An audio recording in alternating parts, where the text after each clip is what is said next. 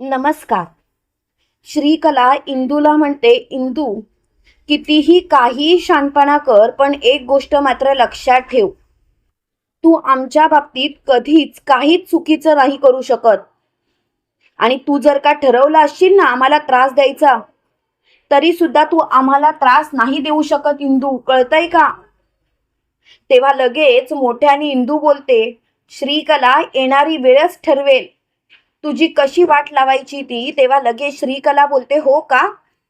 मग येणाऱ्या वेळेलाच ठरवू देत माझी काय वाट लावायची आहे ती. पण आता मात्र शांत बस. इंद्रायणी आमच्या वाटेला जायचा प्रयत्न सुद्धा करू नकोस. तेव्हा मात्र मोठ्यानी इंदू बोलते, श्रीकला तू काय घाबरलेस का मला? अगं तुला घाबरायची गरजच नाही.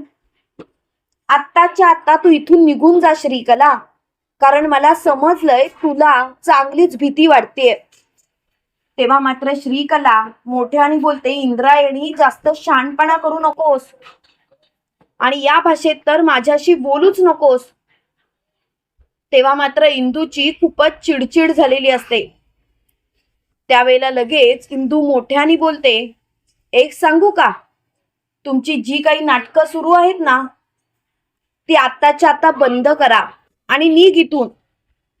तर इकडे आपल्याला असं पाहायला मिळतं की रत्ना घरातून बाहेर पडत असते. त्यावेळेला पोपटराव रत्नाला बोलतो, रत्ना, अगं कितीही प्रयत्न कर, काहीही कर, तरी सुद्धा श्रीकला तुला पैसे देणार नाही. अगं ती श्रीकला तुला फसवतीये, पण तुला मात्र कळतच नाहीये. रत्ना, मी तुला सांगतोय आत्ताच्या आता इथून चालती पड. तेव्हा लगेच रत्ना बोलते, याचा अर्थ तुम्ही आणि तुमच्या लेकीने माझा विश्वासघात केला, माझ्याशी खोटं बोललात. आता मात्र मी तुम्हाला माफ करणार नाही आणि याची शिक्षा मात्र मी तुम्हाला देणारच. तेव्हा मात्र तिची खूपच चिडचिड झालेली असते. त्यावेळेला लगेच रत्ना मोठ्याने बोलते, आता सगळं काही संपलंय. आता मला हा विषय वाढवायचा नाहीये आणि प्लीज आता सगळेजण शांत बसा. आणि पोपटराव लांडगे पाटील, तुझ्या आणि या तुझ्या मुलीचा खेळ आहे ना तो मी आता समाप्त करणारच. बघा तुमची कशी वाट लावते मी. तेव्हा लगेच पोपटराव म्हणतो, श्रीकला, श्रीकला, बरं झालं तू आलीस. ते बघितलंस ही रत्ना कशी बोलते ती. श्रीकला, आता तूच विचार कर या रत्नाचं काय करायचं ते. तेव्हा लगेच रत्ना बोलते, श्रीकला, माझा नाद करू नकोस. एक गोष्ट लक्षात ठेव श्रीकला, एक ना एक दिवस तुझी पुंगी चांगलीच वाजणार, कारण ती इंद्रायणी त्या मोठ्या बाई तुला सोडणार नाहीत. तेव्हा श्रीकला बोलते, रत्ना, जरा शहाणपणा करू नकोस, स्वतःला आवर घाल. जे काही बोलतेस ना त्याचा विचार कर आणि माझ्याशी नीट बोलायचं रत्ना. तेव्हा लगेच रत्ना बोलते, पुरिया, मला तुझ्याशी काही एक बोलायचं नाही आणि खरं सांगू का, मला तुझ्याशी बोलायची इच्छाच नाहीये मुळात.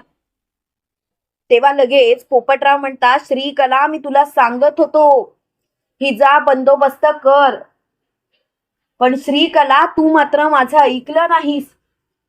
बघितलंस आता कशी बोलते ती. तेव्हा लगेच मोठ्याने श्रीकला म्हणते, बाबा, बाबा, तुम्ही शांत व्हा. बाबा, तुम्हाला काळजी करायची गरज नाही. आणि खरं सांगू का बाबा, तुम्ही स्वतःला शांतच ठेवा.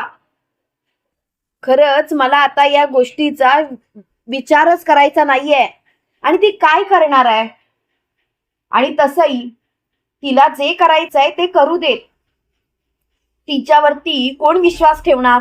आणि जरी त्या इंदूने तिच्यावरती विश्वास ठेवला तरी सुद्धा तिच्याकडे पुरावे कुठे आहेत. तेव्हा लगेच श्रीकला म्हणते, तुम्हाला हलक्यात घेऊ नको. पुरावेच पाहिजेत ना तुला, पुरावे देते मी. आणि असे तसे नाही पुरावे देणार, तर चांगलेच पुरावे देते. श्रीकला, मोहितरावचा खून करतानाचा व्हिडिओ माझ्याजवळ आहेच, पण पोपटरावने जे फासावरती गोपाळला लटकवलं त्याचा सुद्धा माझ्याजवळ व्हिडिओ आहे. हे ऐकल्यानंतर पोपटराव आणि श्रीकलाला चांगलाच घाम फुटतो. श्रीकला म्हणते, रत्ना, उगाच नाटकं करू नकोस. रत्ना, आजपर्यंत सगळ्या गोष्टी मी तुझ्या कलेनेच केल्या आणि सगळं काही तुझ्या अगदी कलेनेच करत आली. आता सुद्धा तू जरा विचार कर. तेव्हा लगेच रत्ना बोलते, मला कोणत्याच गोष्टीचा विचार करायचा नाही. आणि मी शेवटचं सांगते, आता या गोष्टी इथल्या इथे बंद करा, नाहीतर नको ते होऊन बसेल. तेव्हा मात्र रत्नाची खूपच चिडचिड झालेली असते. तर इकडे आपल्याला असं पाहायला मिळतं की इंदू मोठ्या बाईंना म्हणत असते, मोठ्या बाई, तुम्हाला असं नाही का वाटत की बेडरूम मधून आवाज येतोय? त्या रत्ना, श्रीकला आणि पोपटराव मध्ये काहीतरी भांडणं झाले. तेव्हा लगेच मोठ्या बाई म्हणतात, मी तर तुला बोलले ना इंदू, आपल्याला त्या रत्नालाच फितवायचं आहे. अगं ती रत्नाच आपल्याला मदत करेल. तेव्हा लगेच इंदू बोलते, आपण त्या रत्नाला फितवूच, पण त्या रत्नाच्या जीवाला धोका आहे असं आपल्याला वाटतंय. तेव्हा लगेच मोठ्याने इंदू असं बोलताच मोठ्या बाई म्हणतात, काय रत्नाच्या जीवाला धोका? मला नाही वाटत. तेव्हा लगेच इंदू बोलते, हो मोठ्या बाई, चला आपण दिग्रसकरांच्या घरात जाऊया. आणि इंदू मोठ्या बाई दिग्रसकरांच्या घरात शिरतात. त्यावेळेला पोपटराव रत्नाचा गळा आवळत असतो आणि रत्नाला म्हणत असतो, रत्ना रत्ना, तुझा विषय समाप्त झाला. आता मात्र तुला कोणीच माफ करणार नाही रत्ना.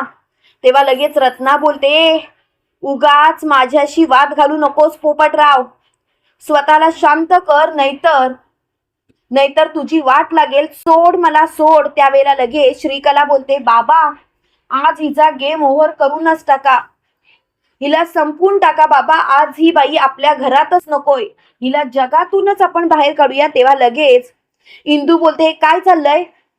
पोपटराव, पहिल्यांदा रत्नाचा गळा सोडा. तेव्हा लगेच पोपटराव म्हणतात, ए इंदू, तू माझ्या घरात शिरलीसच कशी काय? तेव्हा लगेच इंदू बोलते, पोपटराव, तुम्ही कायदा हातात घेताय.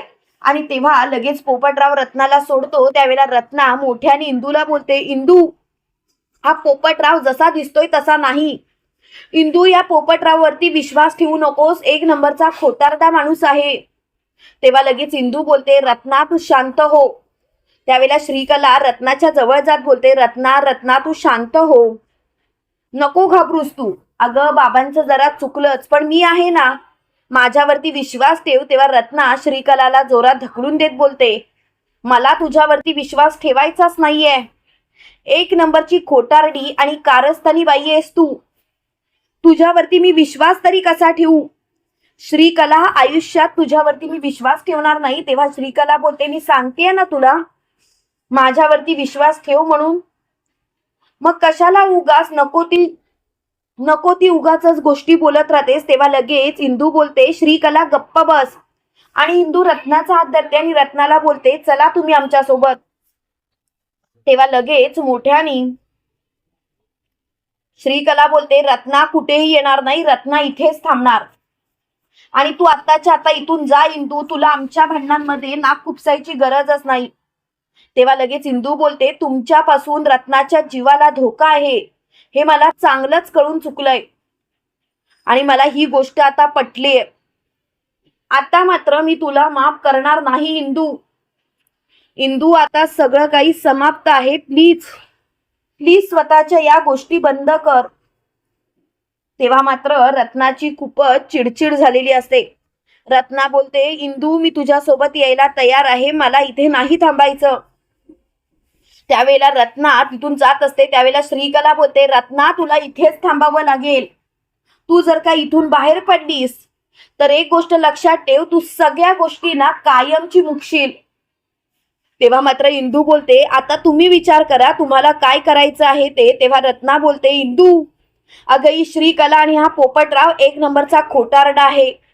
अगं यांना मीच अर्क तयार करून द्यायचे आणि हे त्या अर्काचा गैरवापर करायचे. इंदू, मी पैशासाठी हे सर्व करायचे, पण हा पोपटराव लांडगे पाटील आहे ना, राक्षस आहे, राक्षस.